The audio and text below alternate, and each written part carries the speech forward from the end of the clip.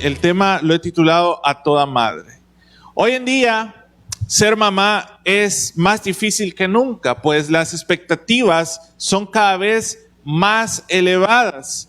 Se esperan que una madre trabaje tiempo completo, que tengan tiempo de calidad con sus hijos, que tengan el espacio para mantener ordenada la casa siempre y que se miren tan hermosas como el día que se casaron.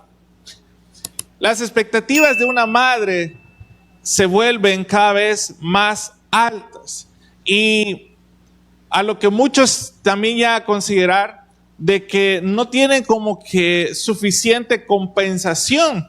De hecho, cuando hablamos de una madre, pueden haber sentimientos buenos o sentimientos de miedo, ¿sí? Por ejemplo, cuando le dicen, si seguís así, le voy a decir a tu mamá. Y hay algunos hijos que saben de que le digan eso es para algo malo. Otros, cuando mencionan esto, es para algo de alegría. Sin embargo, como les digo, las mamás no reciben mucha ni compensación ni compasión respecto a la labor que ellas hacen. Una de las principales influencias en toda persona es la de sus madres.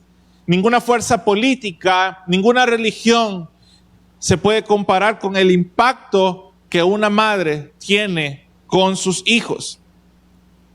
Si fuiste bien educado por una madre, tuviste la oportunidad de crecer con ella, es muy probable de que en el futuro veas buenos resultados de esto. Pero si tuviste una madre ausente, pues también vas a ver unos frutos diferentes a esto. Y en particular, en esta noche vamos a hablar de aspectos de cómo es ese impacto que causa la presencia de una madre en la vida de un hijo. Para bien o para mal, la marca de una madre es permanente. En cierta ocasión estaba un niño de 5 años hablando por teléfono con uno de sus amigos y le dice por teléfono, mamá está en el hospital, mis compañeros Steven, Carla, Juan, Patricia, mi papá y yo estamos solos en la casa, le dice. ¿Por qué dice eso? Pues porque para él era muy importante que su mamá estuviera en casa. De lo contrario, sentía que aunque estuviera con todos sus compañeros de clase, incluso su papá, él decía, estamos solos en casa. Ese es el impacto que puede ejercer una madre. Y esa ausencia en muchos puede llegar a ser bastante notoria. Creo yo de que hay muchas frases y si yo me pusiera a preguntarles a cada uno de ustedes qué frase decía su mamá, creo que todos nos reiríamos con frases que pareciera que se ponen de acuerdo todas las mamás en decir. Por ejemplo, el día que yo no esté, quiero ver cómo le hace, ¿verdad? ¿Quién mamá no le dijo eso a uno de chiquito, ¿no? Y ya de grande también? O la típica frase, y si yo lo encuentro, ¿qué te hago? ¿Verdad? Y yo no sé cómo es que uno buscaba las cosas. A mí me pasó más de alguna ocasión que yo no encontraba y cuando ella llegaba, enfrente estaba. O sea, yo no sé de dónde es que se sacaba lo que uno andaba buscando, pero ahí estaba. Otra frase es, te voy a dar una razón de verdad para que llores. Ya sea por un berrinche o lo que sea. Y creo que podemos sacar muchísimas frases que son de típica salvadoreña. Pero aún así, la maternidad ha sido bastante devaluada en los últimos 50 años y cada año el rol de madre viene a verse más menospreciado y muchos afirman que ser ama de casa no es una ocupación y de eso tal es el concepto de que definitivamente algunos lo resumen este rol nada más con la felicitación del 10 de mayo. Y debemos de estar conscientes que los tiempos han cambiado. Mi abuela tuvo como 13 hijos. Mi papá solo tuvo 2 y yo tengo un perro. Los tiempos son diferentes, ¿ya? O sea, el estrés, y como les dije al inicio, el estrés ahora es tan alto que obviamente siempre cuesta, me imagino yo, en todos los tiempos ha costado tener hijos, pero yo creo que más de alguno acá ha de tener, o tuvo abuelos que tuvo una gran cantidad de hijos y los sacó a todos adelante, pues, aunque sea con frijoles y tortillas, pero los sacó adelante. Pero ahora no, ahora ya las parejas hablan de por qué no tener hijos. Sí, porque vienen de un contexto acarreando situaciones no resueltas y genera cierto temor y decir, híjole, para tener un hijo, ¿cuánto se necesita? Tanto económicamente, y hoy conocemos más de salud mental, de salud emocional y tantas cosas que van ligadas al compromiso de ser madre. Por eso cada vez ahora es más probable ver a jóvenes y a parejas decir, no queremos tener hijos, porque no es una tarea fácil. Y no vengo a decirles si eso es bueno o si es malo, pero lo que vengo a decir es que definitivamente y ante los ojos de Dios es un gran compromiso y necesitamos ver cómo sobrellevar esta tarea y esta labor que Dios ha dejado a las madres. Y ahora yo quiero hablarles de 4 principios que definen una mamá ejemplar. Y quiero basarme en el primer libro de Samuel, capítulo 1. Hubo un varón de Ramataim, de Sofim, del monte de Efraín, que se llamaba Elcana, hijo de Jorán, hijo de Eliú, hijo de Tou, hijo de Suf, Efrateo. Y tenía él 2 mujeres. El nombre de una era Ana y el de la otra Penina. Y Penina tenía hijos, mas Ana no los tenía. Y todos los años aquel varón subía de su ciudad para adorar y para ofrecer sacrificios a Jehová de los ejércitos en Silo, donde estaban 2 hijos de Elí, Ofni y Fines, sacerdotes de Jehová. Y cuando llegaba el día en que Elcana ofreció sacrificio, daba a Penina su mujer, a todos sus hijos y a todas sus hijas, a cada uno su parte. Pero Ana daba una parte escogida, porque amaba a Ana, aunque Jehová no le había concedido tener hijos. Y su rival la irritaba, enojándola y entristeciéndola, porque Jehová no le había concedido tener hijos. Versículo 7, así hacía cada año cuando subía a la casa de Jehová, la irritaba así, por lo cual Ana lloraba y no comía. Sigamos un poquito más, el versículo 8. Y Elcana, su marido, le dijo, Ana, ¿por qué lloras? ¿Por qué no comes? ¿Y por qué está afligido tu corazón? ¿No te soy yo mejor que 10 hijos? Ok, nos vamos a detener acá. El primer aspecto que podemos ver para definir lo que sería una mujer ejemplar, y ojo con eso, lo que voy a hablar en esta noche es realmente algo bíblico, que de repente políticamente no se escuche tan favorable o tan bien, pero por algo está en la Biblia y por algo uno también tiene que aprender de ello y poner en práctica lo que acá se enseña. El primer aspecto para ser una madre ejemplar es que sean mujeres que puedan expresar su fe. Vemos acá desde el inicio, usted entendió el contexto de esta historia o la historia en sí, que estaba este hombre que tenía 2 esposas, una podía tener hijos y la otra no. Entonces ellos tenían la costumbre de subir al monte a presentar sacrificios, de presentar adoración. Entonces esta historia toma lugar en el pueblo de Israel aproximadamente en el año 110 antes de Cristo. Y vemos a esta no es pareja, este es un trío, ¿verdad? 2 mujeres, un caballero, pero estaban enfrentando un problema. La persona que este hombre amaba, ella no podía tener hijos. Y la otra, pues le hacía la vida difícil. Y entonces alguien puede decir, ¿y eso es bíblico y ahora se puede? No, son contextos y culturas diferentes, así que no voy a pensar que eso se puede hacer ahora, ¿verdad? Pero volviendo al aspecto aquí bíblico, con lo que les dije, el primer punto, expresar su fe. Ana era una mujer de adoración. Era una mujer de oración. Y me llama la atención que cuando ella va al templo, la Biblia dice de que esta mujer oraba fervientemente. Era una oración desde su corazón, pero uno no podía ver lo que ella estaba diciendo, ni escuchando lo que ella decía, porque dice la Biblia que ella hablaba nada más entre dientes. Entonces, el sacerdote llegó a pensar de que ella estaba ebria y ella le dice, no, a mí lo que me está pasando es que me acongoja que yo no puedo tener hijos. Sin embargo, vemos más adelante la historia donde él le dice que entonces que se levante, que Dios va a hacer conforme a lo que ella anhelaba en su corazón. Y me interesa muchísimo ver, y si usted puede leerlo en su casa, creo que siempre se aprende algo.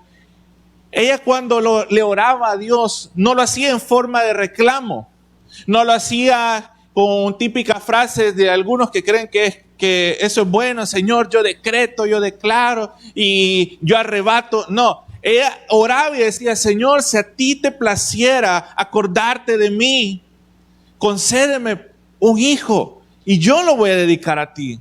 Esta mujer tenía un corazón de verdad con mucha fe y entregado a Dios. Su confianza estaba en lo que Él podía hacer.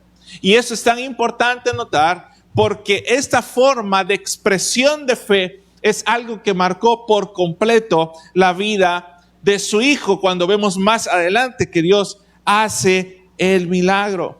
Porque apenas Samuel nace, Dios cumple la promesa. Dice la Biblia que cuando ella, después de que salió del templo, fue a su casa, comió, fueron a poner en fe y en práctica de que le dieran un hijo, se acostó con su esposo y Dios se acordó de ellos. Ahí fue, entonces Dios permitió de que el milagro sucediera y lo que ustedes ya saben del resto de la historia, de que ella cumplió con su palabra y dijo, cuando yo haya destetado a mi hijo, lo voy a llevar al templo.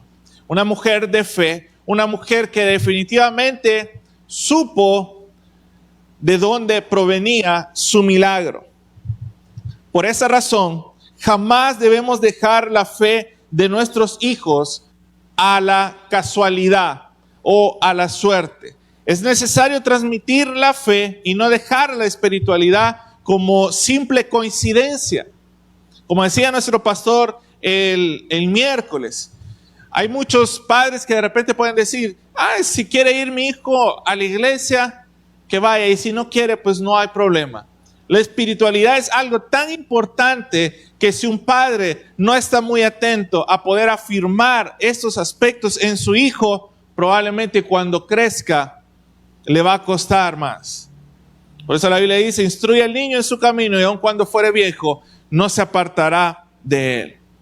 Por ejemplo, un padre cuando tiene a un recién nacido y su hijo está pequeño, no deja que coma cualquier cosa. Ayer estábamos con un grupo de hermanas que nos ayudaron a decorar acá. Y una hermana, a mí me pareció curioso porque nunca había escuchado lo que les voy a decir al final. Pero ella nos decía que le gustaba comer tierra cuando era chiquita. No sé cuántos comieron tierra. Yo dije, yo solo había escuchado de mujeres embarazadas que tienen antojos de comer piedra. Es a lo más que yo había escuchado. Pero no, ella dice que le gustaba comer tierra, pero que de verdad que le gustaba. Y le preguntamos, ¿y en qué momento dejó de comer tierra? Porque dice que era un hábito comer tierra. Me llevaron, me dice, a comer tierra de un cementerio, me dice. Y yo de verdad nunca había escuchado eso. Y nosotros pensamos que estaba bromeando. No, de verdad, esa tierra es ácida, es como agria. Yo no me imagino. Y nos dice, ahora yo puedo distinguir el sabor de la tierra del cementerio porque sabe diferente. Y yo no le creo. Antes tenían esa libertad algunos que comieron tierra. Hoy usted ya tiene más cuidado de qué cosas se mete su hijo a la boca. ¿Por qué razón lo hace?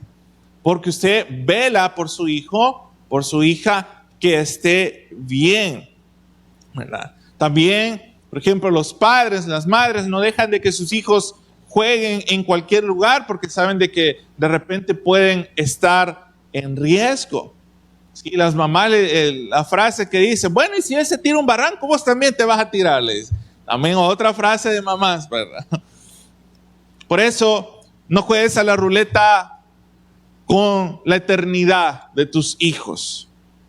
¿Sabe qué? Es bien triste de que en ocasiones he conocido casos de madres que lloran en la lápida de su hijo, que murieron asesinados porque andaban en malos pasos, pero ellas en sus corazones van a rogar siempre de que estén en el cielo. Y le preguntan al pastor, mire, ¿y será que mi hijo está en el cielo? ¿Cómo contesta uno eso? Sabiendo el mal camino que llevaron. O sea, uno no condena. O sea, definitivamente uno no está de decidir, o sea, uno como pastor, ¿verdad? De decidir para dónde es que va uno y dónde va el otro. Pero definitivamente, si un hijo tuvo principios cristianos desde pequeño, es más seguro que tenga una eternidad en donde todos esperamos estar. Sí. Pero qué sorpresa se pueden llevar algunos con estas situaciones. Por eso les digo, no podemos dejar a la ruleta la eternidad de nuestros hijos. Número 2, entienda que los hijos del Señor. Y Ana sabía perfectamente esta situación. Ana sabía que al final de cuentas los hijos le pertenecen a Dios. Salmo 127:3 dice, he aquí, herencia de Jehová son los hijos, cosa de estima el fruto del vientre. Y para que usted me comprenda un poco mejor esta situación, les voy a hablar de algo que sucedió curiosamente con Jesús. En cierta ocasión estaban unos publicanos, unos fariseos, donde Jesús se acercaron y le preguntaron acerca de si él pagaba impuestos o no. Yo creo que todos conocemos esa parte. Entonces viene Jesús, se refiere a esta situación con propiedad y les pregunta, saca, me imagino que una moneda, no ando alguna, pero saca una moneda y le dice, y les pregunta, ¿qué ves en la moneda? La gente le responde, al César. Entonces Jesús sigue explicando, da al César lo que es del César y a Dios lo que es de Dios.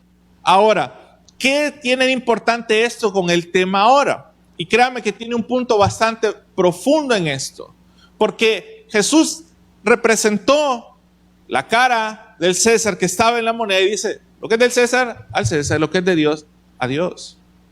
Pero también nosotros recordemos que nuestros hijos son hechos a imagen y semejanza de Dios. Y si ellos son imagen de Dios, ¿a quién le pertenece? A Dios. Y eso es algo que de verdad debemos tener en cuenta en nuestros corazones, porque únicamente cuando entendemos el valor que tienen nuestros hijos, vamos a ser capaces de cuidarlos y de guiarlos en el camino correcto.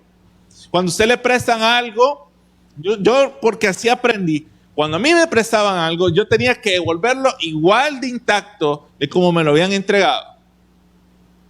¿Sí? Y uno cuando presta algo también espera que se lo devuelvan de la misma manera. Uno lo cuida mejor como que fuera de uno mismo. Entonces, si todas las personas entendieran el valor que son los niños delante de Dios, les aseguro que no hubiera abuso infantil, no hubiese abandono, no hubiese explotación y otra serie de cosas bastante duras en el mundo. Y este papel definitivamente es algo que como padre nos corresponde entender de la mano del Señor. Como tercer punto, necesitamos entender que la maternidad es importante. Quiero que vean el versículo 20 al 23, siempre del primer libro de Samuel, capítulo 1. Lo puede ver en pantalla o me puede escuchar y dice, Aconteció que al cumplirse el tiempo después de haber concebido Ana, dio luz un hijo y le puso por nombre Samuel, diciendo: por cuanto le pedía a Jehová. Después subió el varón Elcana con toda su familia para ofrecer a Jehová el sacrificio acostumbrado y su voto. Pero Ana no subió, sino dijo a su marido: yo no subiré hasta que el niño sea destetado, para que lo lleve y sea presentado delante de Jehová y se quede allá para siempre. Y Elcana, su marido, le respondió: haz lo que bien te parezca, quédate hasta que lo destetes, solamente que cumpla Jehová su palabra. Y se quedó la mujer y crió a su hijo hasta que lo destetó. Ok, aquí hay varios aspectos importantes acerca de este punto. Primero es que Ana puso la maternidad por encima de ofrecer sacrificios a Dios.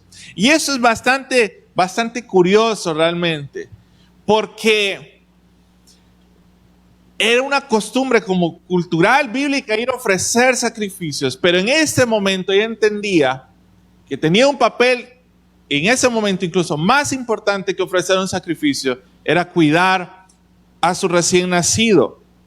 Entonces, en lugar de hacer esto, de subir y ofrecer sacrificio y pedir perdón, ella decidió quedarse. Y lo importante de eso también que vemos es de que su esposo la apoyó en esta decisión. Ana, en este punto, vemos que puso su vida en espera o un stand-by para que su hijo pudiera crecer. Y eso les va a tocar en más de alguna ocasión a las madres.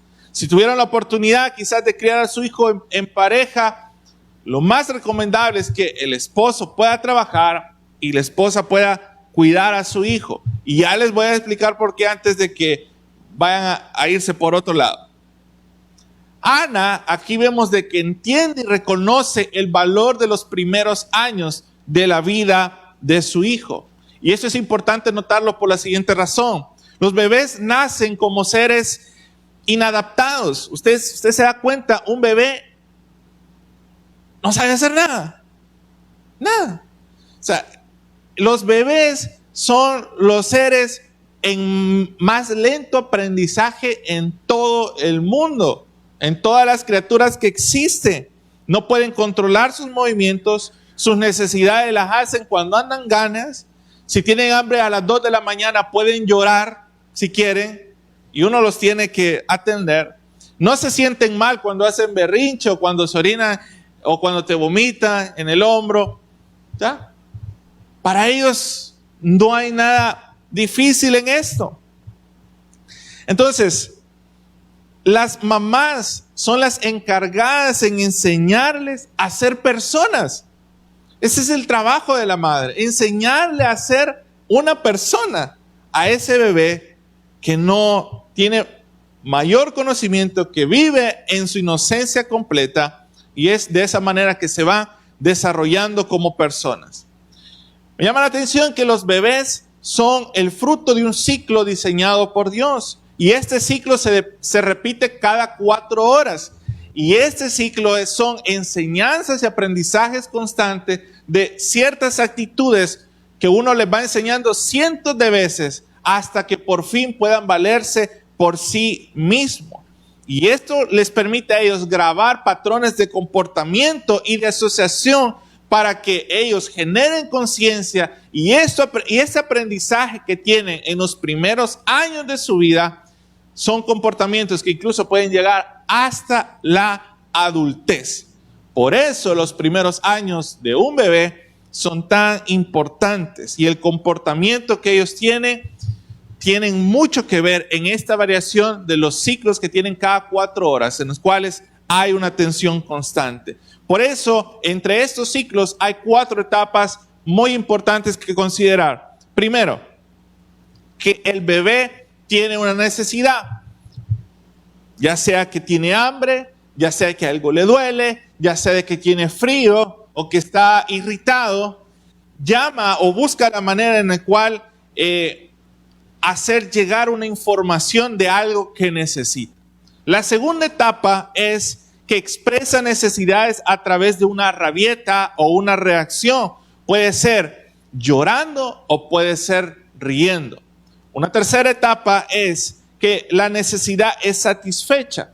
Por ejemplo, si el niño está llorando porque probablemente quiere que se le cambien los pañales, o de repente está llorando porque tiene hambre y sabe que al hacer una cosa tiene una recompensa por eso que está haciendo. Y literal el bebé desarrolla un sentimiento de confianza. Esta es la cuarta etapa dentro del mismo ciclo que se repite. Y esto es muy importante, porque este desarrollo de sentimiento de confianza, ellos aprenden si son amados, si son protegidos y si pueden tener confianza. Y ojo con esto, porque cuando hay una figura materna en estos primeros años, ellos aprenden a desarrollarse como personas individuales. De lo contrario, si no tienen la atención necesaria, esos bebés que no fueron atendidos correctamente en sus primeros años llegan a tener problemas de relación con otras personas. No pueden confiar en nadie, no pueden amar a las personas o no se saben llevar bien con otros por esta misma situación. Un psicoterapeuta dice que los primeros meses de vida del bebé se construye confianza y que si mamá está ahí cuando él lo necesite, eso se va a interiorizar generando autoconfianza en el bebé. Por eso es que los bebés aprenden a ser personas en un ritmo acelerado. El 50% de los conocimientos sobre sentirse seguro, sobre amar, sobre dar, quedan grabados en los primeros años de vida de un bebé. Entonces, cuando estos ciclos son interrumpidos y una madre no está pendiente suficientemente tiempo con su hijo, esto viene a causar problemas en el futuro. El 82% de lo que jamás sabrá sobre cuestiones importantes lo aprende cuando es un bebé. La personalidad, la autoconfianza que éste tenga es producto de esto. Los bebés son frágiles. Los que no conectaron con sus padres viven de manera complicada. Vemos ahora en día muchos niños que no saben expresar sus emociones. Es aquí donde de repente podemos ver que vamos en el supermercado y porque no se les da lo que ellos querían, se tiran al suelo. Y no sé usted, pero a mí me pica la mano cuando veo algo así. Qué difícil esa situación. ¿Por qué? Porque no saben expresar lo que están sintiendo. Entonces, por eso es que no cualquier persona debe cuidar a un hijo cuando está recién nacido. Por eso tenemos niños inadaptados que pueden mentirse, sentirse culpables, pueden hablar mal de otras personas. Desde temprano conocen lo que es el bullying y entran a las escuelas, incluso hasta asesinar. Lo podemos ver en muchas escuelas en Estados Unidos. Porque les hemos robado la habilidad de ser seres humanos completos. Entonces, cuando no hubo una buena relación con padres, lo que sucede es que en el futuro no hay una buena relación y hay sentimientos incorrectos y consideran a las personas como sustituibles y no son buenos en las relaciones entre pareja, ni mucho menos en las relaciones interpersonales. Así que todo esto, mis hermanos, va muy ligado para las madres que puedan entender cómo es que funciona un bebé y lo importante es que puedan estar desde el principio con ellos. Y esto es únicamente viéndolo desde una perspectiva bíblica y también desde un punto de vista psicológico. Luego, el cuarto punto, entienda que debemos soltarlos. Primera de Samuel siempre, capítulo 1, versículos 24 al 28. Mira lo que dice. Después que lo hubo destetado, lo llevó consigo con 3 becerros, un efa de harina y una vasija de vino, y lo trajo a la casa de Jehová en Silo. y el niño era pequeño. Y matando el becerro, trajeron al niño a Elí.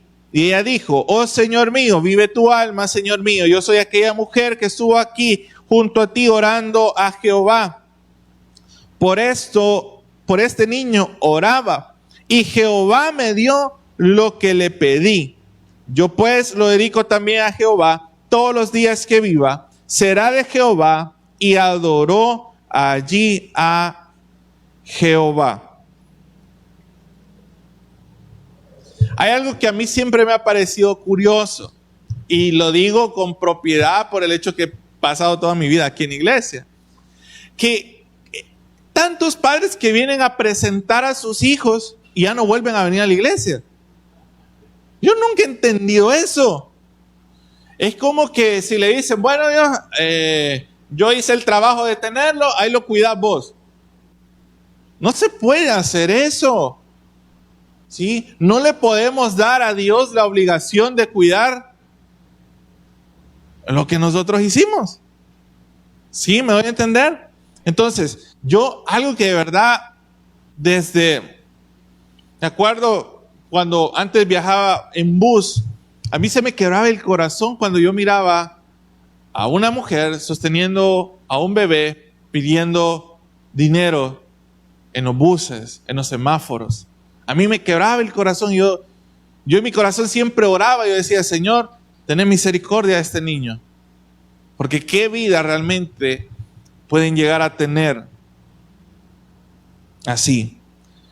Luego, regresando al texto bíblico, algo que me parece curioso sobre esta historia, y no sé si usted lo ha pensado, pero Elí fue un mal padre. ¿Sí? Tuvo sus hijos y fue un mal padre. Pero aún así, aunque fue entregado al templo, Samuel creció como una persona correcta. Y esto tuvo que ver mucho con el cuidado que tuvo de su madre al inicio. Entonces, el cuarto punto es que debemos entender que debemos soltarlos. Y termino con esto. Dejar ir no significa que no me interesen. No significa que necesito ser sobreprotector, sino dejarlos crecer. Dejar ir es temer menos y amar más. De repente, pienso yo que como padres se habrán hecho la pregunta: ¿será que he hecho lo suficiente por mis hijos? Yo creo que si usted se ha hecho esa pregunta alguna vez, va por buen camino, porque definitivamente le interesa el futuro de sus hijos. Así que si hasta este día usted tiene hijos en casa y le felicitaron por el Día de la Madre, aunque sea un texto o algo por el estilo, algo ha hecho bien y lo está haciendo bien. Pero es importante que pongamos a Dios en cuenta para que Él nos enseñe con sabiduría a cómo guiar a nuestros hijos. Como les dije anteriormente, herencia de Jehová son los hijos. Y esa herencia usted decide cómo la invierte. Si la invierte para lo bueno o la invierte para lo malo. Si trae ganancia y trae frutos de bien o frutos que desperdicien en el mundo. Realmente no es un compromiso fácil. Y quizás no tenga mucha propiedad porque aún no soy padre. Pero sin embargo, a través de la palabra podemos ver que Dios ama a la familia y que el primer ministerio que hizo, y lo dije hoy en la mañana en el ayuno y oración, el primer ministerio que Dios hizo no fue la iglesia, fue el matrimonio, fue la familia. Y por eso debemos de cuidarlos, debemos de atesorarlo, porque es algo que Dios nos ha entregado. Cuidemos lo que Dios nos ha dado para que entonces honremos a Dios a través de nuestros hijos. Hemos llegado al final de este mensaje. Si usted no ha recibido a Jesucristo como su Señor y Salvador personal, o usted se ha alejado de los caminos de Dios y desea reconciliarse, yo le hago la invitación para que en esta oportunidad reciba a Cristo. ¿Y cómo lo va a hacer? Repitiendo conmigo la siguiente oración. Señor Jesús, yo te recibo hoy como mi único Salvador personal. Creo que eres Dios, que moriste en la cruz por mis pecados y que resucitaste al tercer día. Me arrepiento, soy pecador. Perdóname, Señor. Doy gracias al Padre por enviar a su Hijo a morir en mi lugar. Gracias, Jesús, por salvar mi alma hoy. Amén.